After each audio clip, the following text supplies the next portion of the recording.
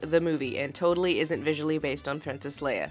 There have been a smattering of girlbots throughout the years, the most well-known before the movies being Black Arachnia from Beast Wars, but flash forward to the 2007 movie and the question of gender pops up again.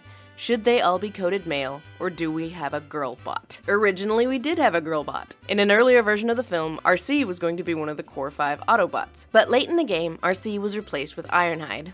You feeling lucky, punk? According to co-writer Bob Orci, I would have liked to see RC, but the idea of a female Transformer just needs its own explanation, and there just wasn't going to be enough time. It would have been like, oh, that's convenient, they're trying to appease women with a pink Transformer. So rather than have that happen, let's just let it be a straight shot and speak for itself right now. So we don't need to explain this. Or this. What's cracking, little bitches? My first lieutenant. Designation Jazz. This looks like a cool place to kick it. But a ladybot would have made audiences go, I don't know. I mean, Megatron accidentally etching coordinates to the MacGuffin inside another MacGuffin I'll buy.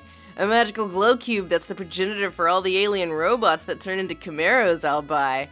But that one of them displays female secondary sex characteristics and is pink? I don't know, man.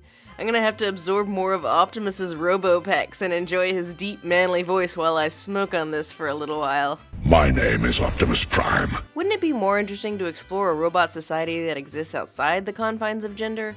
Or that explores the purpose of gender in a species that does not reproduce sexually? And yes, believe it or not, some Transformers fiction does get into that. The IDW comics are doing some interesting stuff with the idea of gender in a non-sexual society right now. But the movies are not here for that. I ate the whole plate. The whole plate. The most common response you hear is that the Transformers are coded male, but they don't really have gender. To which the postmodernist, cultural, Marxist, communist, feminist might reply, but these Transformers are obviously unambiguously coded male. How can you say that these characters have no gender when the flesh monkeys what created them to have such unambiguous masculine traits? I just wanted to show him my cannons. And then you remember, this is Michael Bay, and nothing matters. Is your car? Huh? The question of do Transformers have gender is purely semiotic. Like all fiction, the answer is a reflection of the audience. Transformers are fictional characters. They aren't real. They do or do not have gender if we say so. But because this is a franchise primarily catering to little boys, the robots are unambiguously coded male. They have robopecs, they have masculine voices, they use male pronouns. They reflect a certain version of masculinity. And that is a part of male gaze.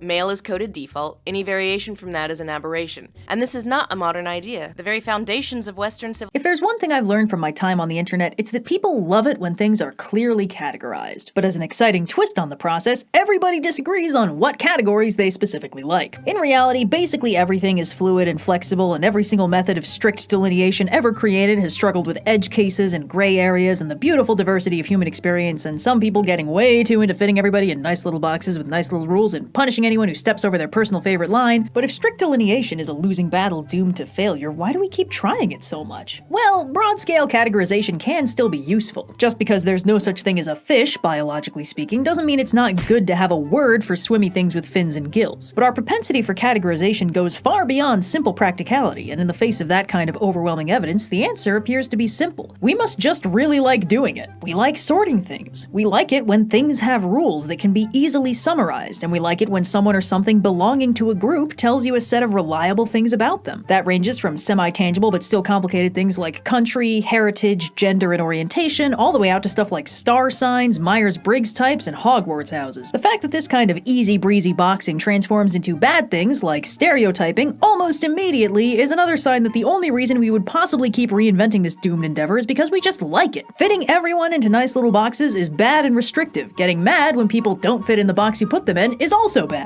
But finding a box you like is wonderful. And while there's probably a very long and interesting conversation to be had about that, we're